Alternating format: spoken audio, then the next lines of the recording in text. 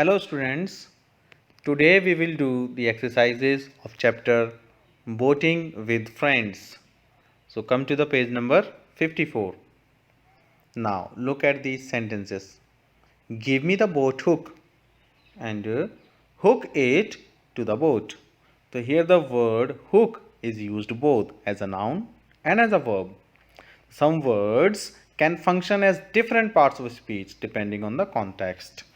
कई सारे वर्ड्स ऐसे होते हैं जो हमें अलग अलग तरीके से पार्ट्स ऑफ स्पीच की तरह वो यूज़ होते हैं। जैसे यहाँ पर हुक, फर्स्ट सेंटेंस में हुक जो है नाउन की तरह यूज़ हुआ है और सेकंड में वर्ब की तरह।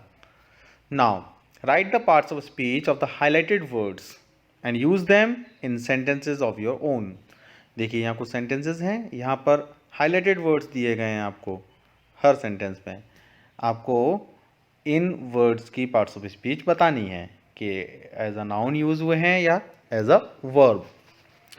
चलिए फर्स्ट वाला रीड करते हैं। It is time to water the plants.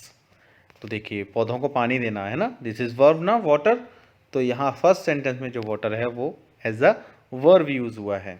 Second one, Jerome fail into the water with a splash. यहाँ वाटर थिंग के लिए यूज किया गया है, इसलिए ये एक नाउन है। Okay, the water was freezing cold there. पानी कैसा था, एकदम ठंडा था। यहाँ पर फ्रीजिंग वर्ड जो है एज अ नाउन यूज हुआ है। And her feet were freezing, उसके फीट जो ठंडे हो रहे थे, राइट। तो यहाँ फ्रीजिंग एक वर्ब की तरह यूज हुआ है।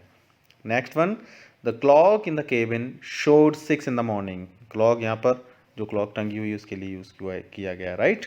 तो यहाँ क्लॉक आपका एज अ नाउन यूज किया गया है। Second, she clocked 8 seconds in a final race. यहाँ पर क्लॉक्ड जो है, क्लॉक की सेकेंड फॉर्म वो एज अ वर्ब यूज हुआ है। Next one, the wind cut like a knife. तो देखिए यहाँ पर कट एक तरह से वर्ब की तरह यूज हुआ है। Second one, the cut on his arm looked painful. यहाँ जो कट है एक निशान के बारे में बताया गया, तो ये एक नाउन है। Okay, now come to the next topic, say it right. Some words can have a very different meaning with a small change in the vowel और कॉन्सोनेंट साउंड।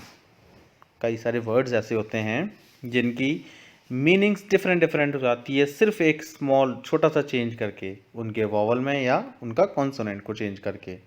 फॉर एग्जाम्पल देखिए, लवली, जीरोम स्प्लटर्ड बैक। यहाँ पर देखिए एक word use किया गया है स्प्लटर्ड। स्प्लटर्ड meaning होता है speak quickly with spitting sound, है ना, जल्दी बोलना। और second one, the heavy rain splattered on the roof of the boat. तो देखिए यहाँ पर स्प्लटर्ड में वॉवल एल के बाद जो वॉवल है वो यू को यूज किया गया है, और इस वाली स्पेलिंग में स्प्लैटर्ड में एल के बाद वॉवल साउंड ए का यूज किया गया है, right.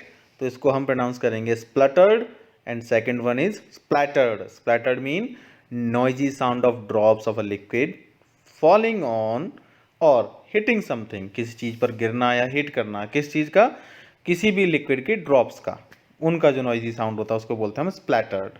Okay, now listen to these pairs of words and repeat them aloud. इन वर्ड्स को देखो, आपको ध्यान से सुनना है और उनको रिपीट करना है। Notice the difference in pronunciation. और जो दोनों वर्ड्स के प्रोनाउंसिएशन में जो फर्क है, डिफरेंस है, आप उसको नोटिस करेंगे, समझेंगे अच्छे से, राइट। देखिए first one is affect and second one is effect.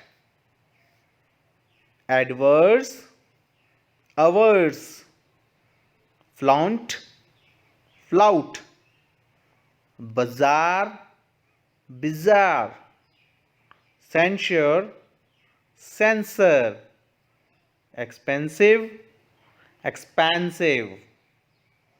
Okay, इसी तरह से आप भी मेरे साथ रीड करिएगा। Now come to the next exercise. It is on the page number 55। Grammar part, subject verb agreement.